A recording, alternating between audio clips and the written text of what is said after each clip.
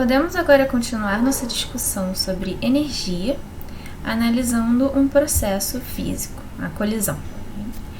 Então, se a gente pega de novo aqueles dois carros, o carro e o caminhão agora, e põe eles para colidir, a gente pode trabalhar em cima desse processo de colisão e analisar a energia desse processo e ver aqui como que esse princípio de conservação de energia se dá.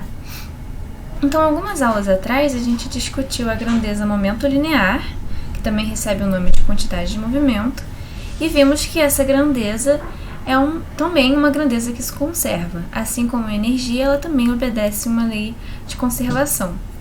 Então, a gente viu que essa propriedade de conservação nos ajuda a tratar sobre problemas de dinâmica. Então, essa propriedade ela nos permite trabalhar em cima de situações como essas e nos dá uma forma diferente de tratar sobre eles para, por exemplo, encontrar a velocidade desses carros, então prever o resultado de uma colisão por um processo diferente.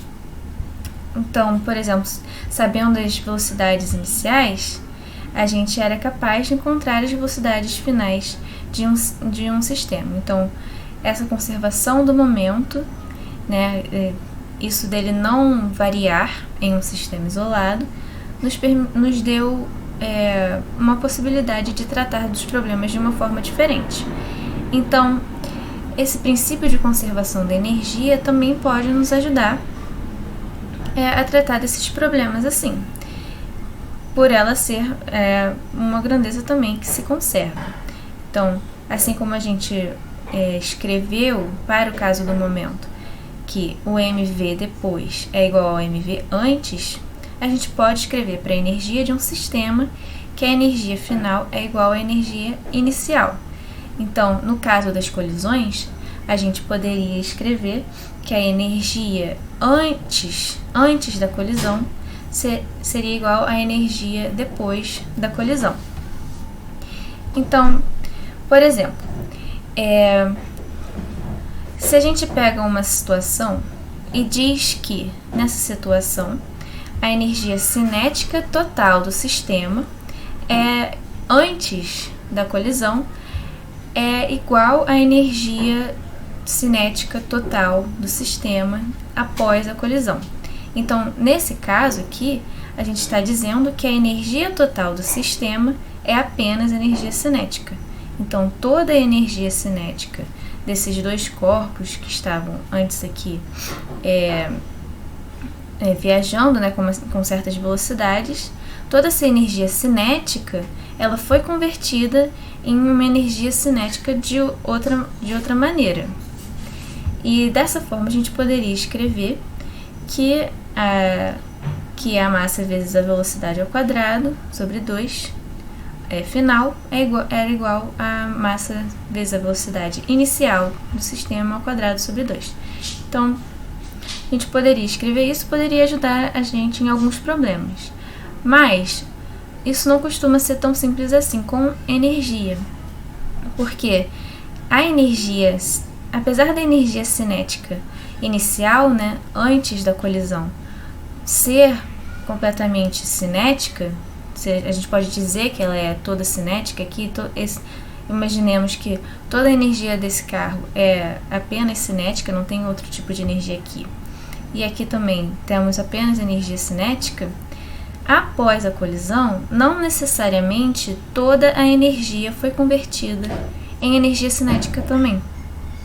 Por exemplo, esses dois corpos ao colidirem, pode ter tido uma explosão, então parte dessa energia foi convertida em energia térmica, né, em calor, e também teve o som, né, da colisão, ou seja, uma parte dessa energia foi perdida porque foi convertida em energia sonora.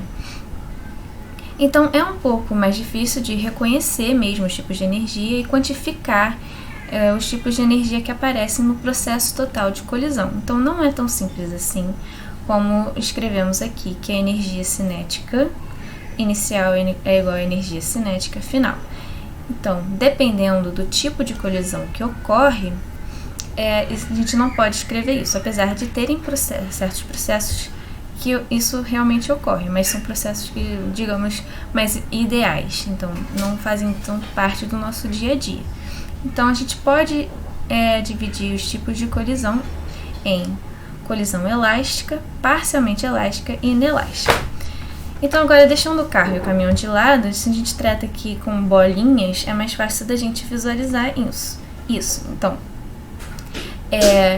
nessa tabela daqui, ela deixa bem claro pra gente onde que a energia cinética é conservada, onde que ela se perde um pouco, mas a gente consegue ver também que a quantidade de movimento, né, o momento linear, ele se conserva em qualquer desses tipos de colisões. Então, aqui, só para visualizar melhor o que seria uma colisão perfeitamente elástica, é essa colisão ideal da qual eu falei. Então, os corpos estavam com certas velocidades antes da colisão, colidiram e após a colisão eles ganharam velocidades opostas, mas com a mesma magnitude. Então, eles não perderam nenhum tipo de energia aqui. Digamos que não teve nenhum barulho, não teve nada de calor, né? Nenhuma energia foi perdida no processo de calor. Então, a energia cinética não se perdeu. Agora, em processos mais realísticos, como uma colisão parcialmente elástica, essas bolinhas elas estavam separadas inicialmente, colidiram e permanecem separadas também, assim como na colisão perfeitamente elástica, mas houve uma redução aqui das suas velocidades, elas não estão mais velozes como antes, porque parte da energia foi perdida aqui no processo de colisão. E outro tipo de colisão é a colisão inelástica. Então, acontece mais quando temos dois corpos com massas diferentes, por exemplo, ou quando eles são mais rugosos, ou se a gente imagina que são dois corpos com uma gosma, por exemplo, por fora, e eles se grudam, a gente diria que essa colisão é inelástica, que os corpos, após a colisão, eles permanecem juntos e agora eles têm, como estão se movimentando juntos, têm a mesma velocidade, mas também houve uma redução aqui da sua velocidade. Então, o que é importante ver é que em colisões elásticas ou perfeitamente elásticas, a energia cinética é completamente conservada. Não há nenhum outro tipo de energia aqui nesse processo. Enquanto que nos tipos de colisão parcialmente elástica e inelástica, um pouco dessa energia se perdeu. Então, na parcialmente elástica, ela se perdeu um pouco, e na inelástica ela se perdeu muito mais, mas ainda existe energia cinética aqui.